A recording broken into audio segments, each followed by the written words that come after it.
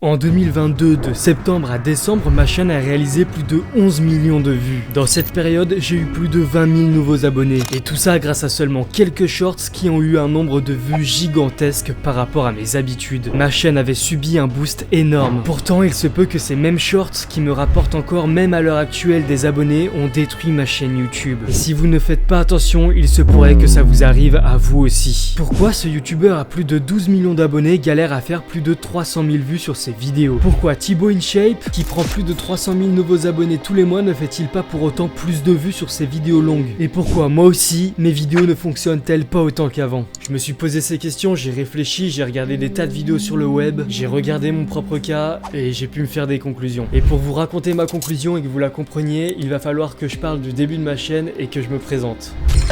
Au tribunal. Salut à tous, je suis le juge et nous sommes au tribunal. Donc là les voitures sont disponibles?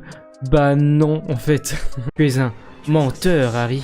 J'ai commencé cette chaîne là en juillet 2020 avec une première vidéo sur un youtubeur Fortnite qui se foutait un peu de la gueule de sa communauté. Et moi, je voulais dénoncer. J'ai pris les codes des youtubeurs critiques de l'époque, j'ai fait à ma sauce et ça a pas mal marché. En seulement 5 jours, j'avais atteint les 100 abonnés. Vous vous dites peut-être que c'est long, mais à l'époque, il n'y avait pas les shorts et c'était quand même bien plus compliqué de monter en abonnés. Surtout pour moi qui j'avais déjà une chaîne avant depuis des années qui avait jamais vraiment monté. Pour le coup, de mon point de vue, c'était vraiment extra. Je continue ces formats pendant quelques mois avec des superbes stats pour mon niveau d'abonnés et puis j'atteins les 10 000 abonnés. Et ensuite, je continue les vidéos mais avec un rythme bien plus lent. En fait, le concept de critiquer les gens et de dénoncer, ça m'avait lassé. Même si parfois les mecs méritaient qu'on parle d'eux et qu'on dénonce leurs méfaits, j'avais quand même l'impression de participer à un cyberharcèlement. Je faisais quand même attention et j'essayais d'être assez neutre dans mon discours, de ne pas inciter à la haine, mais en regardant les commentaires, je vois bien que parfois c'était des champs de bataille à l'encontre du youtubeur dont je parlais. Et ça m'avait saoulé. Alors de plus en plus, je parle de drama mais sans vraiment dénoncer.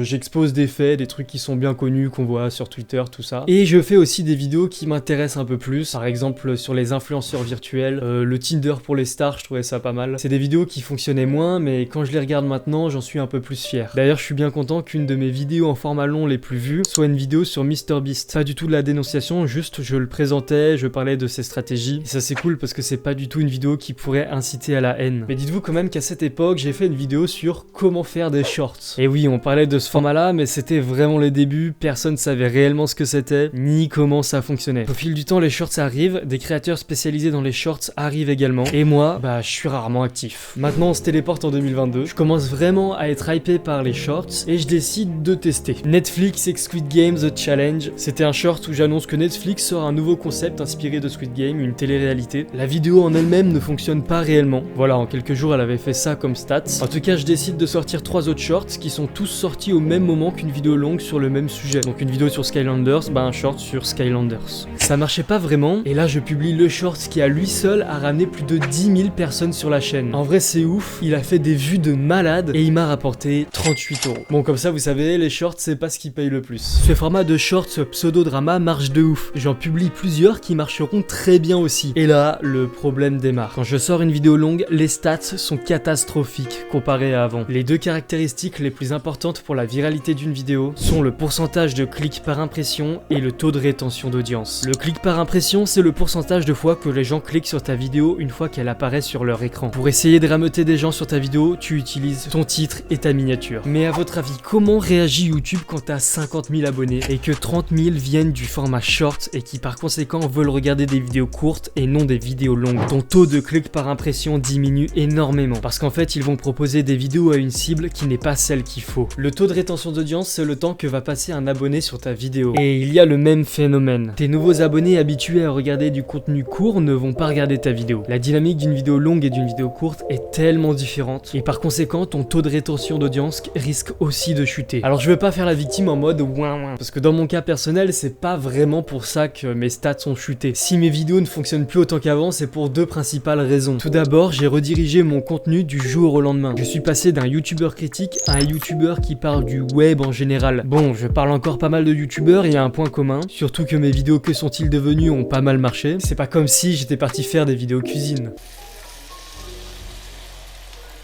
Faut le mettre en 3 fois.